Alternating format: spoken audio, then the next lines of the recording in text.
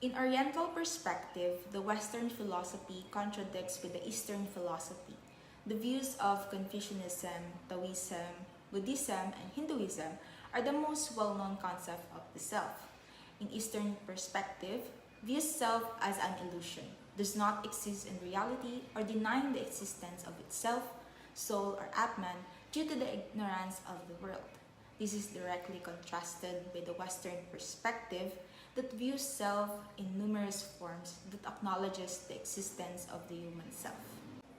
Buddha rejects the notion of an inner self and viewed thoughts exist without a thinker, deeds without a doer, and feelings without a feeler.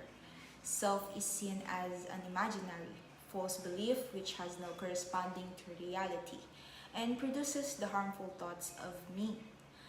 Hinduism stands after the Kant, or the transcendental unity of consciousness, known as the self as knower or the self as witness. This kind of self is the true self, which cannot be described but can be experienced. What is self in Oriental perspective? Self in Oriental perspective involves three philosophies inclined to Eastern thoughts, namely Confucianism, Taoism, and Buddhism. Confucianism focuses on having a harmonious social life. It says that we should be a man of virtue or noble character, to have a cultivated self, meaning we are able to control our personal needs for the good of many. Taoism focuses more on the ideal self, which means to have a balanced life with society and nature. It somehow rejects the hierarchy brought by Confucianism. It asks us to have a simple life, and it suggests that we should be open to change and that we should not think of ourselves alone but also our society. And Buddhism says that self is an illusion born out of ignorance. Its goal is to forget about the self and the cravings of the self and to break the attachments we have with the world. Summarizing these three, self in Oriental perspective is about being selfless, focusing on the self and its role on the society. The Oriental perspective encourages collectivism. It asserts that the individual is not distinct from society. Self is evaluated not in isolation, but in relation to other individuals and communities. Within the context of a Filipino culture, the idea of kapwa refers to the acknowledgement of a shared identity or of an inner self that is shared with others. There are two levels of engagement, ibang tao or outsider, and hindi ibang tao or one of us. This concept reinforces our identity, which pushes us toward collectivism. The idea of belonging to a group is crucial to collectivism. The concept of a separate self is played down in favor of seeing each person as important to the identity of the group to which they belong. We have previously established that the origins of the Oriental perspective reside in Asia, specifically in Chinese thought. It is founded on the philosophies of Confucius, Buddha, and the Tao Te Ching. Its goal is to establish a balanced existence and to discover one's place in society. Confucianism and Taoism both highlight the significance of one place within a wider whole. In striving to become a better person, one does not elevate oneself above other individuals or natural world. Rather, one creates a persona that contributes to the society and coexists happily with everyone else. Buddhism abolishes the self along with its web of ties and egocentric worldview.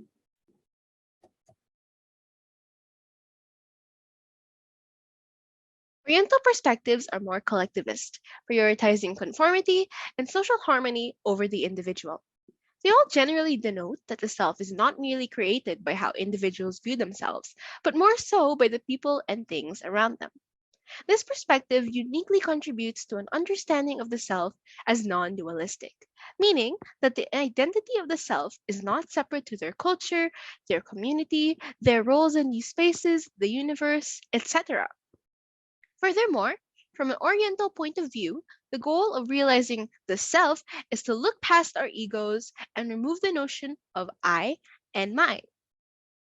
In Confucianism, the self is characterized by our relational identities, which are dependent on other people and the society. Individuals are thought to have subdued selves and are expected to put social norms and the needs of others above their own needs and desires. The ideal self, wherein one has achieved self cultivation, is attained through harmony and good communications with society. In Taoism, the self is defined as an extension of everything else that exists within the Tao, or the free-flowing universe. Taoists believe that the perfect man has no self, meaning that everyone should be selfless and live in harmony with society, nature, and the Tao. In Buddhism, an individual is believed to be a combination of the five skandhas, or the five aggregates of existence. These skandhas are our form, our sensations or our feelings and senses, our perceptions and way of thinking, our mental formations, and our consciousness.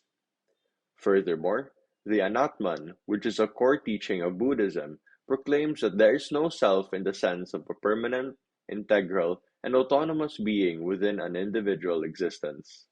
It is believed that our perceptions of our identities are just ephemeral experiences born out of our ignorance. Another example of this is the teaching of monoistic Hindu schools that the Atman, or our eternal self, soul, and essence, is part of the Brahman. This Brahman is the abstract universal force or the gods and goddesses of the universe. The Atman is believed to go through a cycle of reincarnation, which ends when they have reunited with the Brahman.